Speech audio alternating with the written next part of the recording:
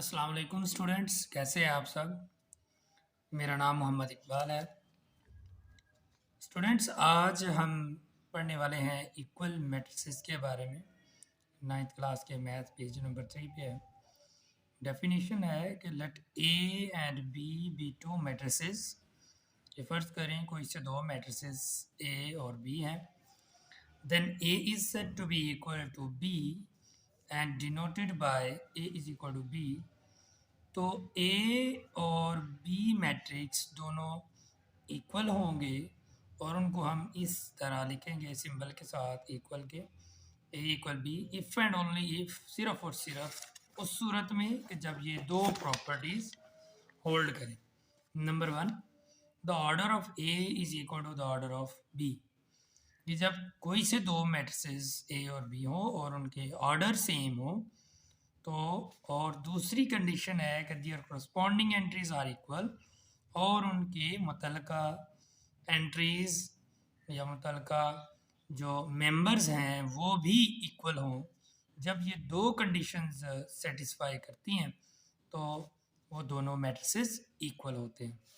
यानी for example ये दो मैट्रिक्स मैंने लिखे हैं। एक तो इनका अगर हम ऑर्डर चेक करें तो ये देखिए वन रो ये और वन ये, two rows and two columns, तो इसका ऑर्डर है 2 by 2। और दूसरा मैट्रिक्स है इसका ऑर्डर है 1 और 1 ये, 2 रोज एंड 2 कॉलम्स, तो ऑर्डर 2 by 2। पहली कंडीशन सेटिस्फाई होती है कि दोनों ऑर्डर्स इक्वल हैं और दूसरी कंडीशन है कि ये 2 जो है इसका करस्पॉन्डिंग मेंबर 2 के इक्वल है और 3 का जो करस्पॉन्डिंग मेंबर दूसरे मैट्रिक्स में 3 के इक्वल है, जबकि 4 का करस्पॉन्डिंग मेंबर ये 2 + 2 रिजल्ट 4 है, वो भी 4 के इक्वल है और 6 का करस्पॉन्डिंग मेंबर 6 के इक्वल है। ऐसे केस में हम कहते हैं कि ये दोनों मैट्रिसेस इक्वल हैं। ठीक है स्टूडेंट्स, आई होप कि आपको डेफिनेशन की समझ आ गई होगी कि कोई से भी दो मैट्रिक्स इक्वल तब होते हैं जब उनके ऑर्डर सेम हो और उनके करस्पॉन्डिंग मेंबर्स इक्वल हो। तो चलिए हम एक्सरसाइज के क्वेश्चन नंबर 2 की तरफ चलते हैं। स्टूडेंट्स, क्वेश्चन नंबर 2 है which of the following matrices are equal, के जो दिए गए तमाम मैट्रिसेस हैं उनमें कौन कौन से मैट्रिसेस आपस में इक्वल हैं और कौन से नहीं है। तो हमें सिर्फ ये बताना है कि कौन से मैट्रिसेस इक्वल है। पहला मैट्रिक्स है ए, हम इसका ऑर्डर पहले फाइंड कर लेते हैं। Order of A is equal to 1 row 1 column है तो 1 by 1। इसी तरह बी मैट्रिक्स के भी जो ऑर्डर है वो 1 by 2 है, 1 रो एंड 2 कॉलम। और सी के लिए है सी इज इक्वल टू 5 - 2, ये एक 5 - 2 एक सिंगल एंट्री है। यहाँ पे हम इसका ऑपरेशन सॉल्व करेंगे। 5 - 2 = 3 और 3 का ऑर्डर बनता है 1 by 1, यानी 1 ही रो है और 1 ही कॉलम है, तो इसका ऑर्डर हो गया 1 by 1। ठीक है, डी के लिए है 1 रो एंड 2 कॉलम तो 1 by 2। ई के लिए 2 रोज 2 कॉलम्स तो ऑर्डर हुआ 2 by 2।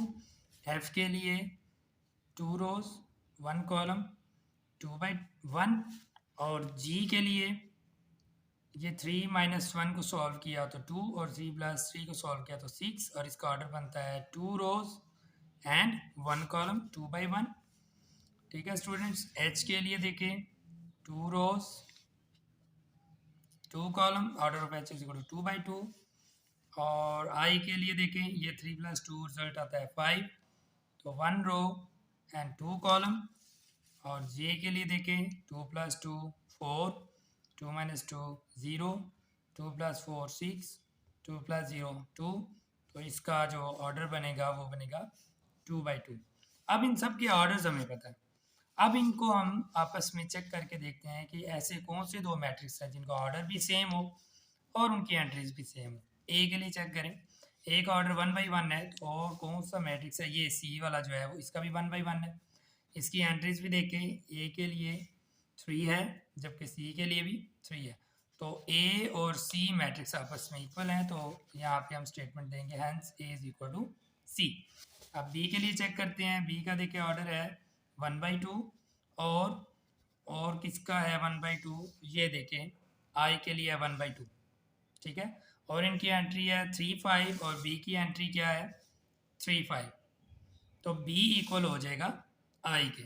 तो यहाँ पे हमने स्टेटमेंट में लिखा b is equal to i। और नेक्स्ट e के लिए देखें, यहाँ पे देखें इसका ऑर्डर है 2/2, ठीक है। और जे के लिए देखें, यहाँ पे भी ऑर्डर 2/2 है। एंट्रीज देख लें दोनों की। ई के लिए जो है एंट्रीज है 4062, जबकि जे के लिए एंट्री है 4062। तो लिहाजा जो मैट्रिक्स ई है वो जे के इक्वल है। और उसके अलावा जो एच है, एच के लिए चेक करें, एच का भी जो ऑर्डर है वो 2/2 है और एंट्रीज वही 4062 है। इसलिए ये तीन मैट्रिक्स आपस में इक्वल होंगे, ई जे और एच, ये तीनों इक्वल हैं। इसके लिए हम स्टेटमेंट देंगे E is equal to A, J is equal to H.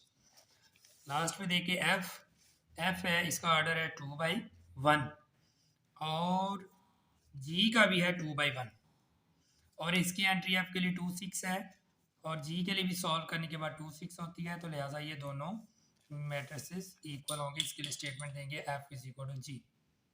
ठीक है स्टूडेंट, तो ये क्वेश्चन नंबर 2 है जो इक्वल मैट्रिसेस के हवाले से है।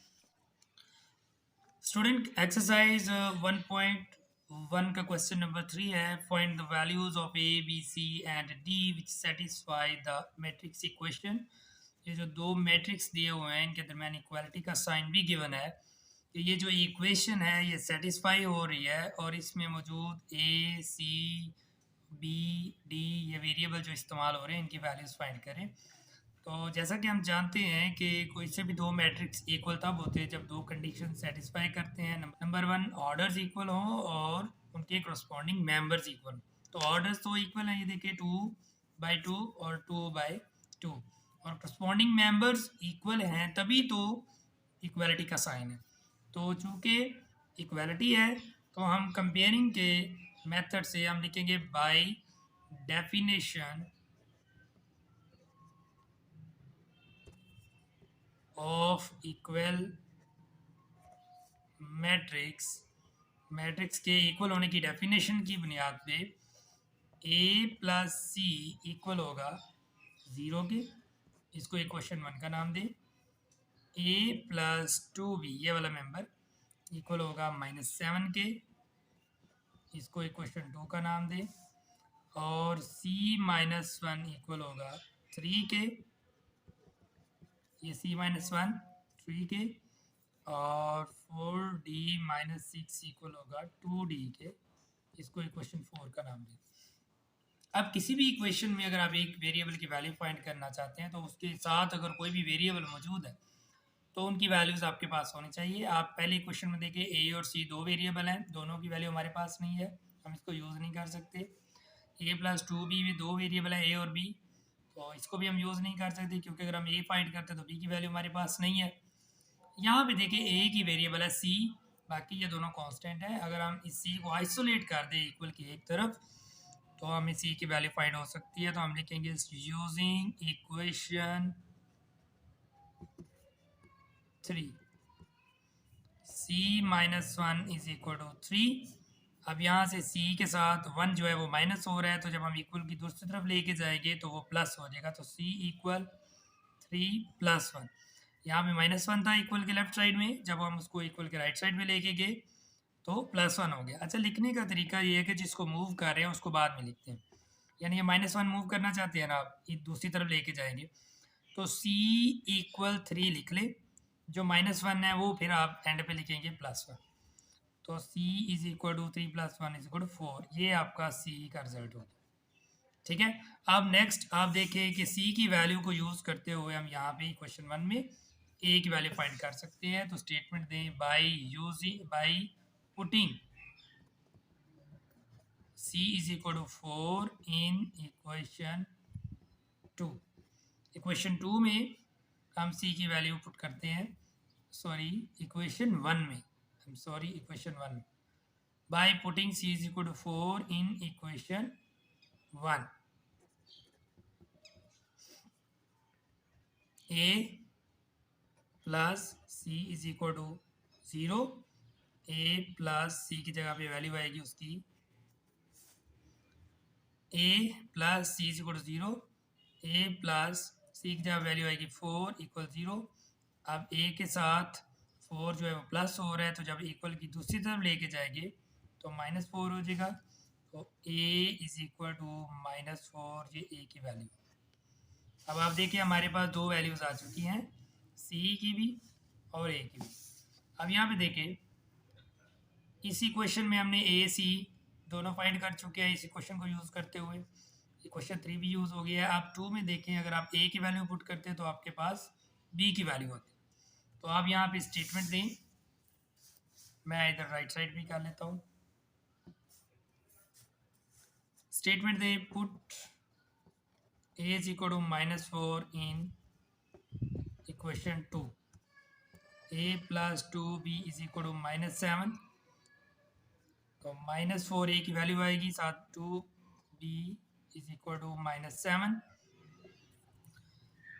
यहाँ पे वैल्यू 2b के साथ -4 हो रहा है, तो हम -4 को दूसरी साइड में जब लेके जाएंगे तो वो हो जाएगा 2b इज इक्वल टू -7। जो ऑलरेडी जिनको हम मूव नहीं कर रहे उनको पहले लिख लिया, और ये -4 इस तरफ आएगा +4। 2b is equal to -7 +4। दो नंबर्स की जब साइन डिफरेंट होते हैं तो उनको सब्ट्रैक्ट किया जाता है, ठीक है, और जो रिजल्ट आता है उसके साथ बड़े का साइन लगाया जाता है। ये आपने बात याद रखनी है। तो 7 में से 4 माइनस किया, रिजल्ट 3, और चूंकि 7 बड़ा है तो इसका साइन यहाँ पे माइनस इस्तेमाल करें। अब 2 और b दोनों मल्टीप्लाई हो रहे हैं, तो जब हम इसको दूसरी साइड लेके जाएंगे इक्वल के तो वो डिवाइड होगा। ये 2b के साथ मल्टीप्लाई हो रहा है, जब हम इधर मूव करेंगे तो b इक्वल -3 लिखने के बाद डिवाइडेड बाई 2। इसको अगर हम कैलकुलेट करें मज़ीद तो डेसिमल में आंसर आएगा -1.5, ये b की वैल्यू। ठीक है स्टूडेंट्स, यहाँ पे हमें तीन वैल्यूज आ गई हैं, a b c। अब चौथी वैल्यू के लिए हम देखें इक्वेशन 4 को, 4d - 6 is equal to 2d। इसमें एक ही वेरिएबल यूज़ हुआ है, इधर भी d है इधर भी d है, ठीक है। तो हम इस इक्वेशन को यूज़ करेंगे, यूजिंग इक्वेशन 4, ठीक है। और वो इक्वेशन 4 है ये वाली, 4d - 6 is equal to 2d। अब यहाँ पे d वालों को एक तरफ कर लें, ये -6 इस तरफ मूव कर दे और 2d इस तरफ मूव कर दे। यहाँ पे 6 माइनस हो रहा है तो जब इक्वल की दूसरी तरफ जाएगा तो +6 हो जाएगा। 4d इक्वल 2d, -6 है, अब इसको लास्ट में लिख दें +6, और 2d यहाँ पे 6 के साथ प्लस में है, तो इसको जब इधर लेके आएंगे तो माइनस में हो जाएगा। 4d इक्वल 6, तो ये 2d इधर आ गया तो -2d। अब देखिए दोनों d जो है वो सेम है, हम d को d में सब्ट्रैक्ट कर सकते हैं। 4d और 2d में से 4 में से 2d माइनस करें तो 2d रिजल्ट बचता है। साइन डिफरेंट है, ये प्लस का है जो शुरू पे हम नहीं लगाते, ये माइनस का है, तो इन दोनों को सब्ट्रैक्ट करेंगे। 4 में से 2 माइनस किया, 2d इक्वल 6, और बड़े का साइन प्लस है इसलिए प्लस में रहा। अब यहाँ पे 2 जो है मल्टीप्लाई हो रहा है, ठीक है, तो वो हम 6 के साथ डिवाइड करेंगे। तो d is equal to 6/2 which is equal to 3। 2 1s are 2, 2 3s are 6, तो ये d की वैल्यू आती है हमारे पास, d इज इक्वल टू 3। ये स्टूडेंट्स हमारे पास चारों वैल्यूज फाइंड हो गई हैं। a की वैल्यू है -4, b की वैल्यू है -1.5, c की वैल्यू है 4 और d की वैल्यू है 3। ठीक है स्टूडेंट्स, तो यूँ आपकी ये एक्सरसाइज 1.1 ख़त्म हो जाती है, कंप्लीट हो जाती है। इसके 3 ही क्वेश्चन हैं, बढ़िया आसान है, बस मेथड्स को थोड़ा सा आप ध्यान में रखिएगा तो इंशाल्लाह आपको कोई जो है ना इस एक्सरसाइज में कोई प्रॉब्लम नहीं होगी। अपना बहुत सा ख्याल रखिएगा। अल्लाह हाफिज़।